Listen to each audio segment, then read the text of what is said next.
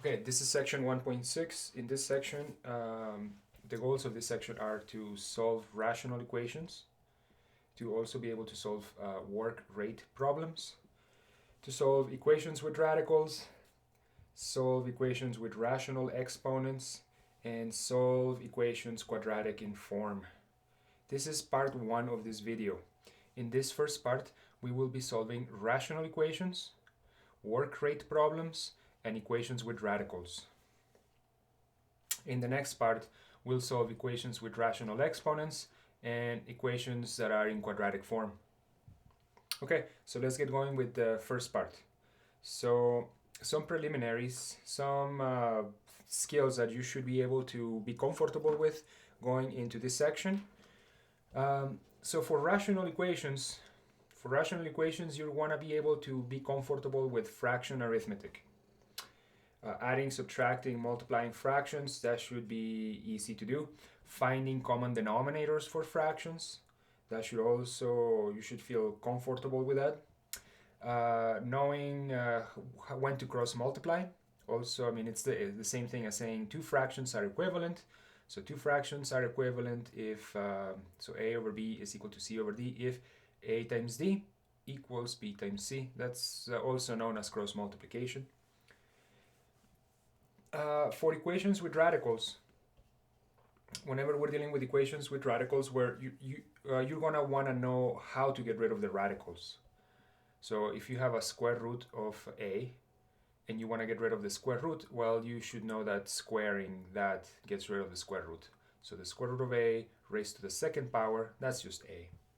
The cube root of a raised to the third power, that's just a. The fourth root of a raised to the fourth power, that's just a. All right, for equations with rational exponents, the first thing you should know is that there is a connection between rational exponents and radicals. So for example here, the nth root of a is equivalent to a raised to the 1 over n.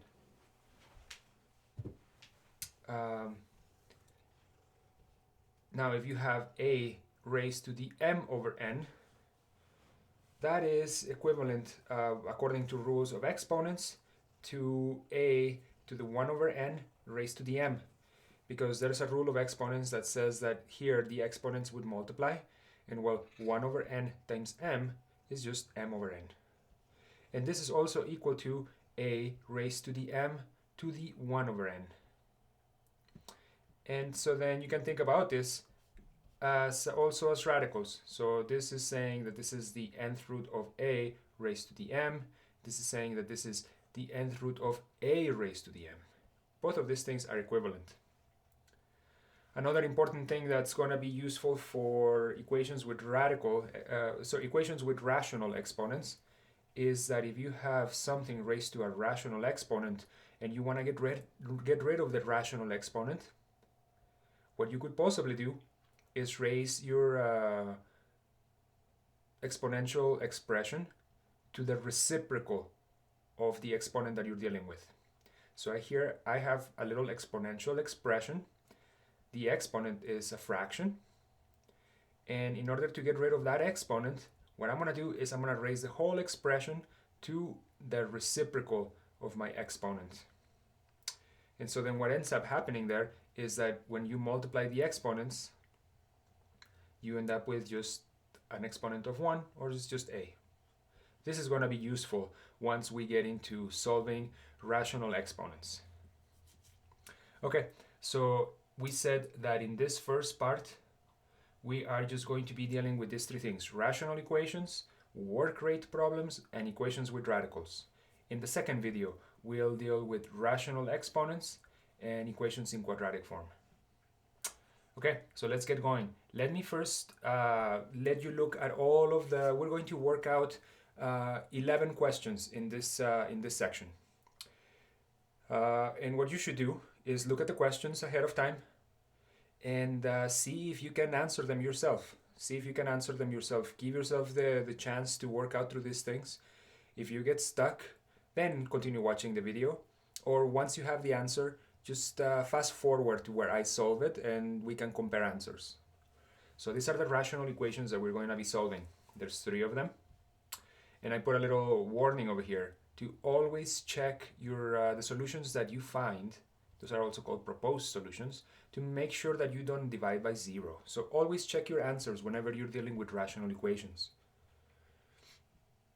There's a work rate problem here. It deals with Lisa and Mario. They're mowing a lawn.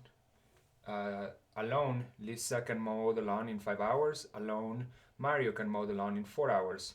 How long would it take them to mow the lawn together? You're going to have to come up with a rational equation out of this and solve it. So equations with radicals. So we have 2 equations with radicals.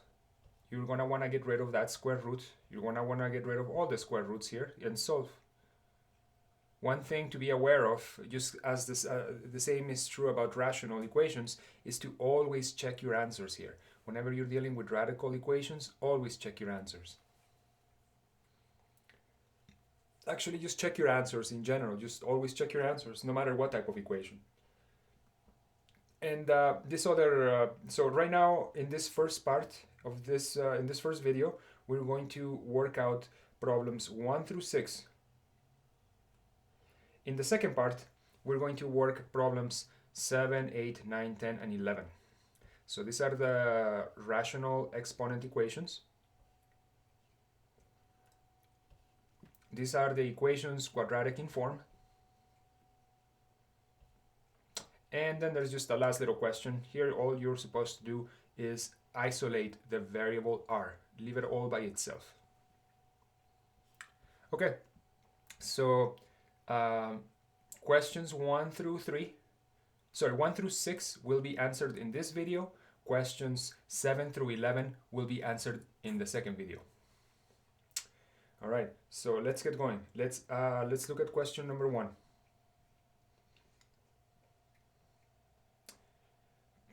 Okay, so here's question number 1.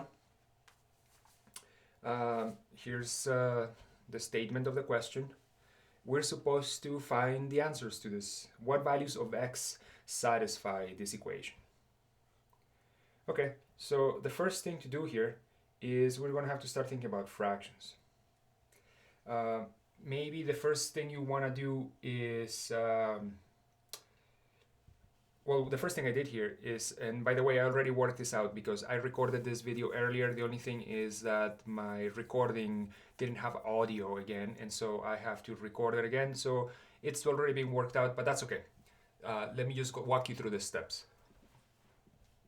So the first thing I did is factor all the denominators of my equation, and then I identified the least common denominator.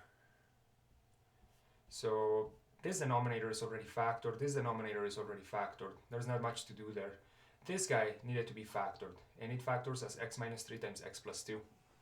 So I have 3 fractions right now in my equation, and I would say that the common denominator, the least common denominator of these 3 fractions is the product x minus 3 times x plus 2. So that's my least common denominator. Okay. The next thing I did is I multiplied this equation up here. On both sides of the equation, I multiplied all the terms. There's 3 terms, there's 3 fractions.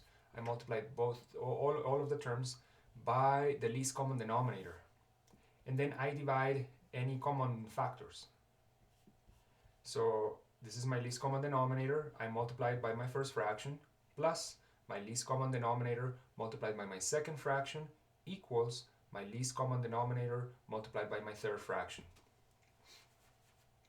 And then I divide common terms. So this x minus 3 cancels with this x minus 3. X plus 2 cancels with x plus 2. This whole product cancels with this whole product. And so then what I have left is this equation. X plus 2 times 1 plus x minus 3 times 1 equals 1. And well, yeah, if you're thinking times 1, that really does nothing. It's true, but I'm picky, so now what I'll do is I'll distribute and collect like terms. So I'll distribute this 1 and collect like terms. All right, so this is just x plus 2 plus x minus 3 equals 1. So let me collect some like terms. X plus x, that's 2x. And then I have 2 minus 3. Well, that's negative 1. Okay, and so now this equation is not too difficult to solve. I just gotta solve for x now. So what I'm gonna do is add a 1 to both sides. So I have 2x equals 2, or x equals 1. This is my proposed solution. I still need to check that it actually satisfies my equation though. So that's what I'm going to do next. So I plug in 1 into my original equation. So that's 1 divided by x minus 3. Well, my x right now is 1. So 1 divided by 1 minus 3 plus 1 divided by 1 plus 2. Okay, and I want to make sure that this is equal to, this is the left-hand side. Now let me plug in 1 into the right-hand side. So on the right-hand side it says 1 over 1 minus 3 times 1 plus 2. And so this is the left-hand side of my equation with x replaced with 1. This is the right-hand side of my equation with the x's replaced with 1. And I want to see if I get the same number on both sides. And a little bit of arithmetic later shows me that on both sides I get negative 1/6. So this is a good answer. So this is a good answer. And so then my solution set just consists of the value 1. That is the answer to my problem, 1. Hopefully we agree on that. Okay, let's move on to the second example. Another rational equation. So a similar process is going to happen here.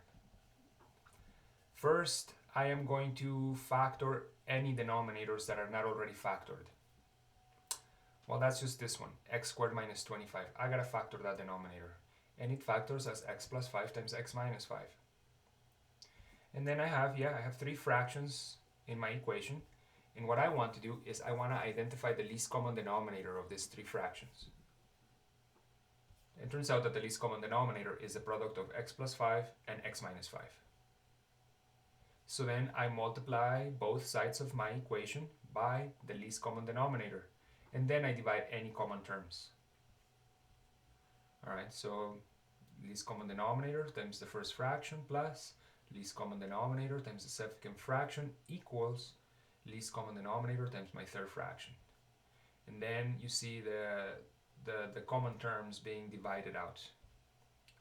Okay, and if that happens, then I end up with this equation. X minus 5 times x plus x plus 5 times 5 equals 50. And now I gotta distribute and collect like terms. So I distribute this x, I distribute this 5. So I end up with x squared minus 5x plus 5x plus 25 equals 50. Okay, so let me collect like terms.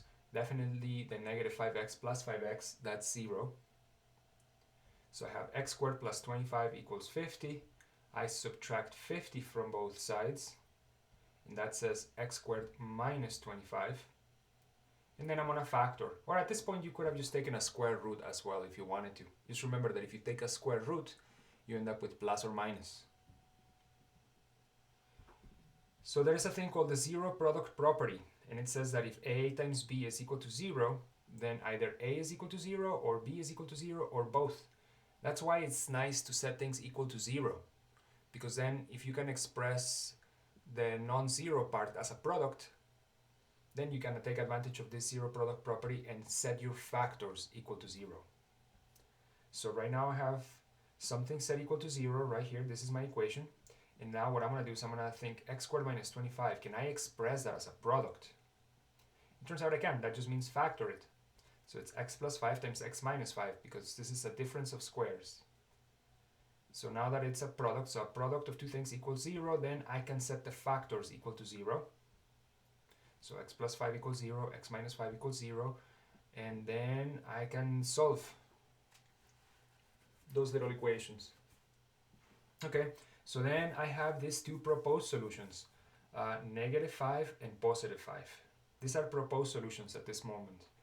I still need to check them. Okay, well, let me check them.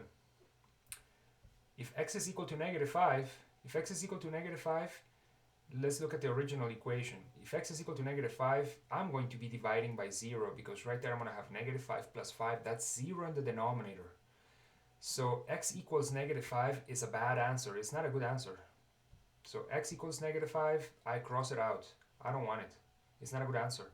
Same thing is true for x equals 5. It makes another denominator in my original equation 0. So it looks like the two answers that I found by doing my work are not valid answers. These types of answers are called extraneous solutions. So there's a lot to be said about extraneous solutions. Why do they happen? Why is it that you get these extraneous solutions? There's something to be said about that. But they are not valid solutions. So right now we're going to say that our solution set is this thing called the empty set. And by the way, do not confuse this thing with a 0. This does not mean 0. This does not mean 0. It just means it's a little symbol that indicates that there's supposed to be nothing. Because if I had a 0 in here, I would be saying that 0 is a solution, when 0 is not really a solution. So it's there's no solution here. There are no solutions to this problem. Okay, so hopefully there's agreement and you're able to follow the steps. Let's solve one last rational equation. Okay, this rational equation is a little bit easier to solve. The reason is that we can, so in the previous two examples, what we did is we factored all denominators, and then we tried to identify a least common denominator and multiply both sides of the equation by the least common denominator so that we could get rid of fractions. That's the steps that we took in the two previous examples. We could do the same thing in this example if we wanted to. But instead what I'm going to do here is I'm going to cross multiply. I'm going to begin by cross multiplying. And cross multiply is only possible when there is a single fraction on both sides of the equal sign. So right now I have a single fraction on the left, a single fraction on the right. So it's okay to cross multiply right now. And it has the same effect as multiplying both sides by the least common denominator. Right now the least common denominator of these two fractions would have been 6x. I could multiply both sides by 6x to get rid of fractions if I wanted to. Turns out it has the same effect as cross multiplying. Okay, so I'm gonna cross multiply. So it's x plus 4 times 3, so that's this part, equals 2x times x minus 1. So that's what I get from cross multiplying. Then I'm going to distribute the 3 and distribute the 2x and collect like terms and set equal to 0. So I distributed my 3, distribute my 2x, and then I'm going to set everything equal to 0. So I'm going to subtract the 3x, subtract the 12, and I end up with this equation. 0 is equal to 2x squared minus 5x minus 12. Now I'm going to factor here because I want to take advantage of the zero product property. So think factoring here. Factoring, this one's not as trivial to factor. Also, if you cannot think of factoring, you can always use a quadratic formula as well. But I factored it. It factors as 2x plus 3 times x minus 4. And then I set each one of my factors equal to 0. And solve. So I have these proposed solutions. X equals -3/2 and x equals 4. At this point, they're just proposed solutions. I need to check if they're actually valid answers. Remember, we don't want to have zeros in the denominator, and we want to end up with the same value on both sides of the equal sign. Alright, so let me check my answer, x equals 4. So I'm going to plug in 4 into my equation. So it says, here this would have been an x, but now I'm replacing it with a 4. So 4 plus 4 over 2 times 4. And then I'm not going to say that it's equals yet. On the right hand side of my equation, I would have had x minus 1 over 3. But now I change my x to a 4. So 4 minus 1 over 3. And now let me simplify both fractions. The fraction on the left becomes 8 over 8, which is just 1. The fraction on the right becomes 3 over 3, which is just 1. So I'm going to go ahead and say that x equals 4 is a good answer. It's a valid answer. In a similar way, I can check that negative 3 halves is actually also a valid answer. I'm going to let you do the verification that this is actually a valid answer. You're going to have to reduce this messy fraction, reduce this fraction, and see that you get the same number on both sides. So I'll let you do that detail. And it turns out that then that the solution set is both of these answers that we found, negative 3 halves and 4. Okay, let's move on to a work rate problem. So this is our work rate problem. Lisa and Mario are mowing the lawn. Working alone, Lisa can mow the lawn in 5 hours. Alone, Mario can mow the lawn in 4 hours. How long would it take them to mow the lawn together? All right. So hopefully you have your own answer, and right now you're just going to compare and see if we get the same thing. So let x be the number of hours it takes them to mow the lawn together, because after all, that's what we want to find out. So I want to know what this value x is. So let me introduce a variable for it.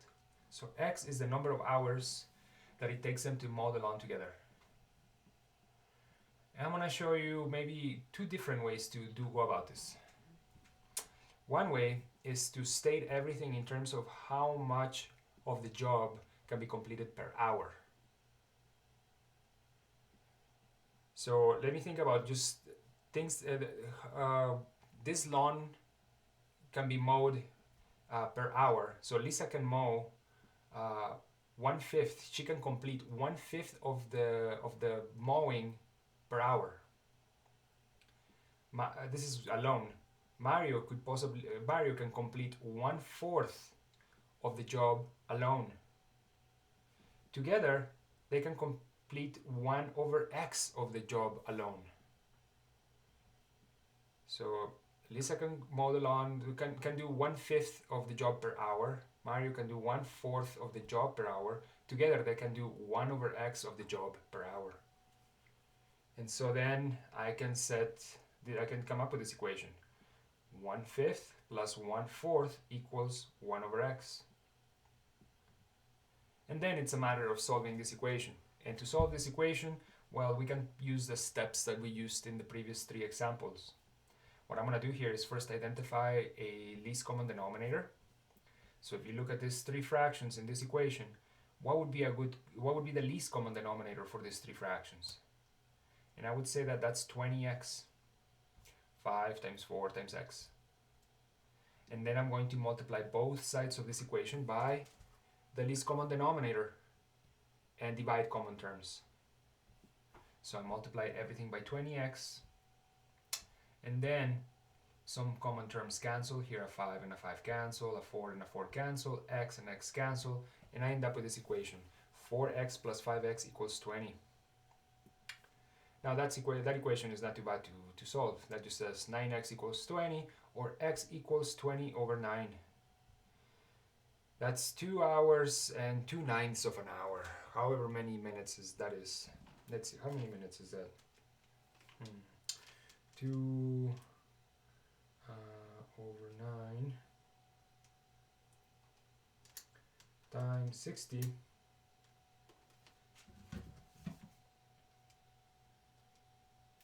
2 divided by 9 times 60, that's about 13 minutes. So 2 hours and 13.3 minutes.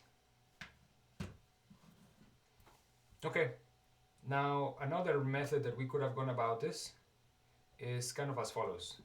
We need to now think about like how much of the job can they do together, how much of the job do they complete together. So Lisa can mow x over 5 of the lawn per hour. This is working together. Mario mows x over 4 of the lawn per hour, working together. and while together they only mow one lawn. So we could set x over 5 plus x over 4 equals 1. And if you were to solve this equation, you get the same answer as up here. You should also get 20 over 9. These questions with work rates definitely require that you think about the per hour. You think about a rate, so you gotta express things in terms of rates, and definitely practice this. Okay, so hopefully we agree on, I mean, one of these methods makes sense to you, and we agree on the answers. Let's get into equations with radicals. Let's solve the first one. So I have x minus the square root of 4x plus 12 equals 0. I want to solve this. So the way I'm going to begin is by isolating, I should say here, isolate the radical. I should isolate the radical on one side of the equation. So I want to leave the radical all by itself on one side of the equation. So I'm going to send it to the right hand side. That means I'm going to add it to both sides. So it becomes positive on the right hand side because I add it to both sides. So now I have the radical all by itself. And now what I'm going to do is I'm going to try to get rid of the radical. So to get rid of a square root, I need to square both sides. So that's what I did here. I squared on the left hand side and I squared on the right hand side.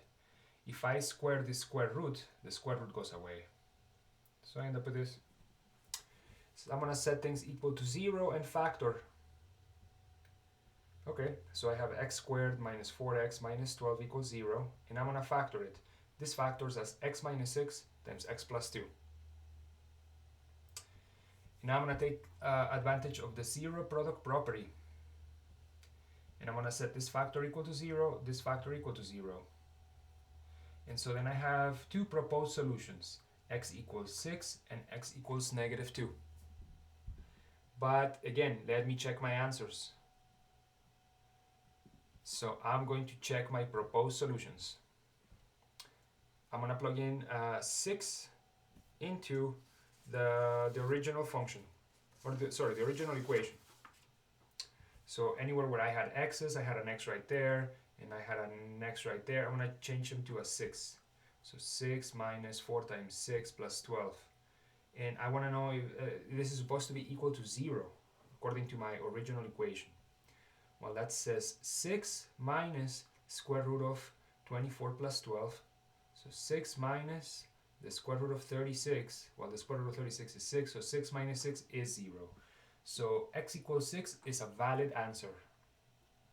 Now let me check x equals negative 2. I'm going to plug in negative 2 into my original equation, anywhere where I have x's. So that's negative 2 minus 4 times negative 2 plus 12. That's negative 2 minus negative 8 plus 12, negative 2 minus the square root of 4, and that's negative 2 minus 2, that's negative 4. So then that tells me that x equals negative 2 is not, it's an extraneous solution. X equals negative 2 is an extraneous solution, it's not valid. So my solution set is just x equals 6. Okay. If you do not agree on this, pause the video and look at the details of the problem. And if you do, let's move on to the next one. Okay, so the last equation that we solved in this first part. So now I have two radicals. That means that I'm going to have to square twice in the process of solving for x. And how do I even begin? I guess I could, if I really wanted to, if I was brave enough, I would just begin by squaring both sides. I mean, I would just start with the initial equation and square both sides. The only thing is that whenever you get into squaring the left-hand side, it's going to get a little bit tedious, and you're still going to end up with radicals. So to avoid the tedium and to avoid to avoid this bit of tedium, let's agree to again try to isolate one radical. It doesn't matter which one. I'm gonna isolate the square root of 3x plus 1. I'm gonna leave it all by itself on on one side of the equation because it's easy. All I have to do is add the square root of x plus 4 to both sides.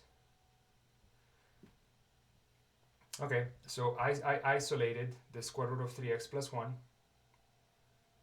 Now I'm going to square both sides. So if I square the left-hand side, well, the radical goes away, so that's just 3x plus 1.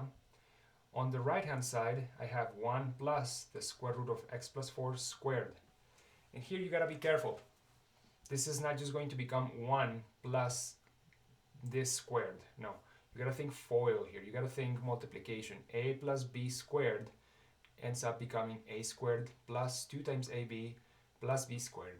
So keep this in mind here and think about this. So imagine that this is my a, this is my b.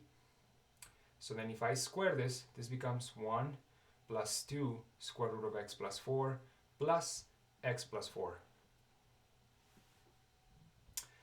Be careful here. So how did I get from this step to this step? I FOILed. And I also had to keep in mind that the square root of x plus 4 times the square root of x plus 4 is equal to just x plus 4. Okay, and now what I'm going to do is isolate this radical again because I still have a radical. So I'm going to try to isolate it. So I am going to leave it all by itself on the right-hand side of the equation. It doesn't matter on which side, but it's already on the right-hand side, so I'm going to keep it there. So I'm going to subtract a 1, I'm going to subtract an x, I'm going to subtract 4. Okay, so then 3x minus x, that's 2x, 1 minus 1, well that's gone, but then I have to subtract the 4, so it becomes 2x minus 4. 2x minus 4 equals 2 square root of x plus 4. Now, I could now begin squaring both sides if I wanted to, and that would be okay, but I want to isolate the radical as much as I can, so I'm going to divide by 2, both sides, because I want to get rid of this 2 that's in front of my radical. So let me divide by 2 on both sides, and if I do that, I end up with x minus 2 equals my radical. Well, I need to then square again, square both sides, now that I have an isolated radical on one side of the equation. If I do that, I end up with x minus 2 squared equals x plus 4. And then I gotta multiply this out. So that becomes x squared minus 4x plus 4 equals x plus 4. Now I'm going to set things equal to 0 and try to factor. So I'm going to subtract some x's, subtract some 4, that becomes x squared minus 5x equals 0. I'm going to factor. This is not too difficult to factor because both terms have an x in common. Let me factor it out. So that becomes x times x minus 5 equals 0. These are my proposed solutions. And so then I'm going to conclude that x equals 0 and x equals 5 are my proposed solutions. And let me check my answers now. I plugged in 0 into the original equation, and I end up with, once I do a little bit of arithmetic here, the square root of 1 minus the square root of 4, and that's 1 minus 2, so that's negative 1. And our answer should have been 1. We want the left-hand side of this thing to be equal to 1. So this is not a good answer. This is an extraneous solution. If I check x equals 5, I end up with the square root of 16 minus the square root of 9. That's 4 minus 3. That's 1. That's good. That's what I should end up with. So x equals 5 makes up my solution set. 5 is the only solution to this equation. Okay, so that is it for the first 6 questions in this list. Hopefully you were able to answer them all correctly. And let's work out the last 5 problems in this little list in the next video. Thank you.